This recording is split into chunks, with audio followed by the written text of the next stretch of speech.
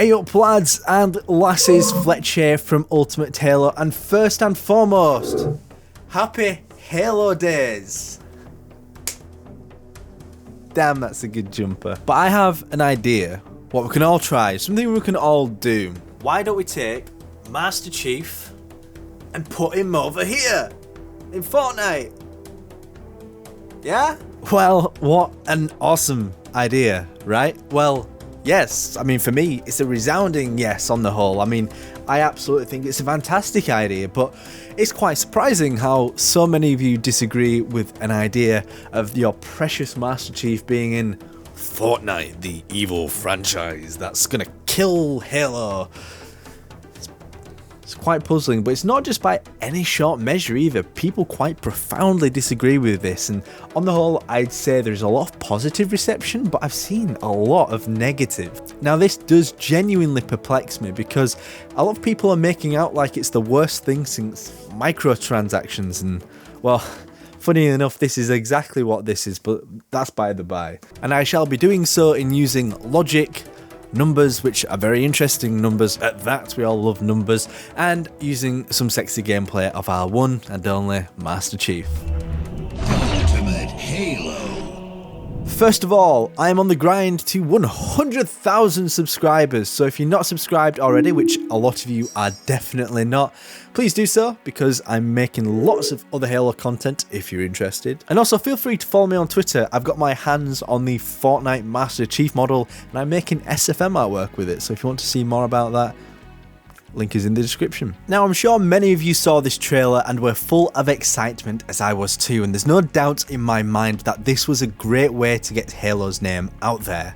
Halo is a franchise that's doing a lot of different things at the moment to retain its audience, but also rope new ones in.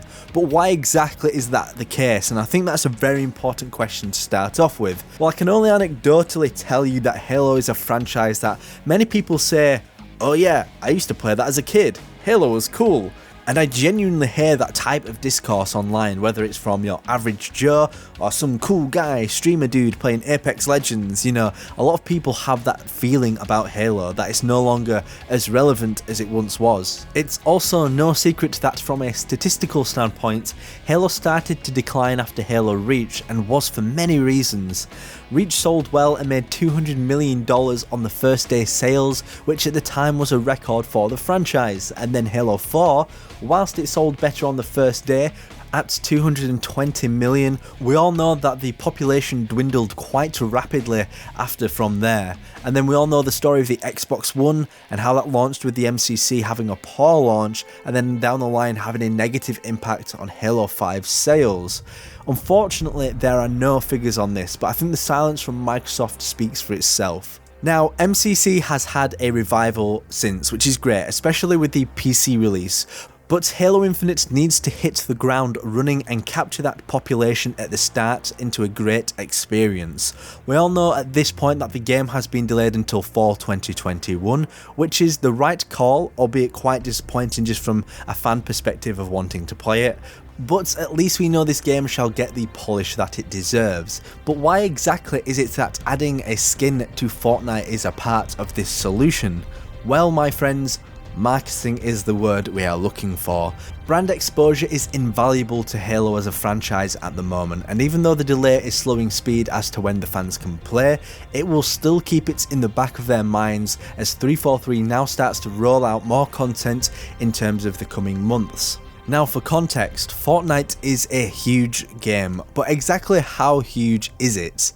Well, after the last event to fight Galactus, there was a concurrent 15.3 million players on the game. So just to reiterate, this is all online playing at the same time.